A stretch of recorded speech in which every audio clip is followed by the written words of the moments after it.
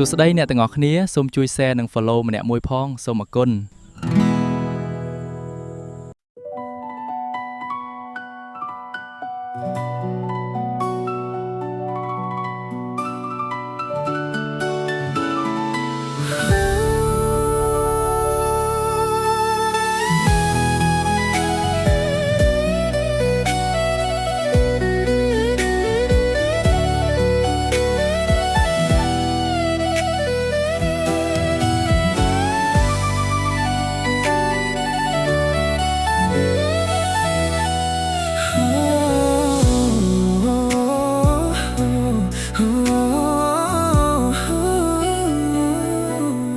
ថ្ងៃដែលយើងបានជួបគ្នាស្នេហ៍នេះគឺជានិស្ស័យបេះដូងយើងទាំងពីរបានចាប់ដើមសាងក្តីស្រមៃ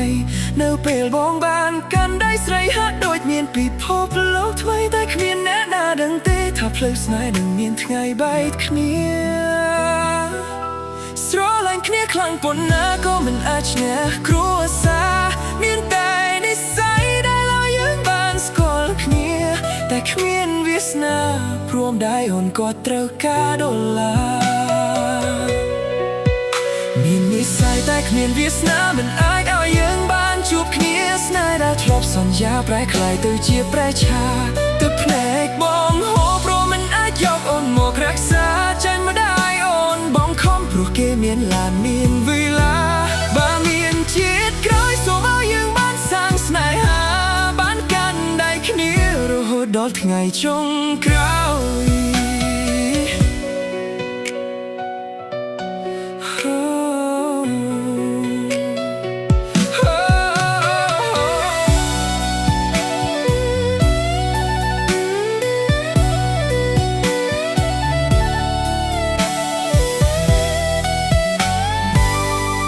ថ្ងៃនេះអូនមានអ្នកថ្មីបងក៏មានផ្លូវរបស់បងតែអនុស្សាវរីយ៍ល្អដែលពួកយើងបានសាងកន្លងបងនៅតែសោកស្ដាយដែលមិនបានរូបស្រីនួនល្អងស្ដាយតែគ្មានសំណាងបានត្រាំឈរមើលអូនចូលរោងការមាននិស្ស័យតែគ្មានវាសនាមិនណាយកយើងបានជួបគ្នាតែស្នេហ៍មួយនេះđangនៅក្នុងចិត្តបងគ្រប់ពេលវេលាទោះបីនឹងជាមុនថាពួកយើងត្រូវតែបែកគ្នា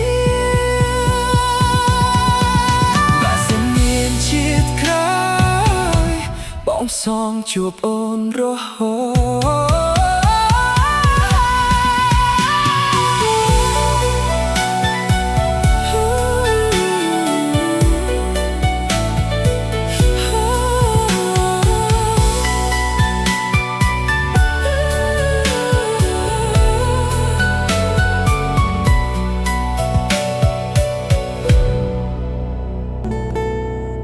មេត្តាជួយ share ម្នាក់មួយផង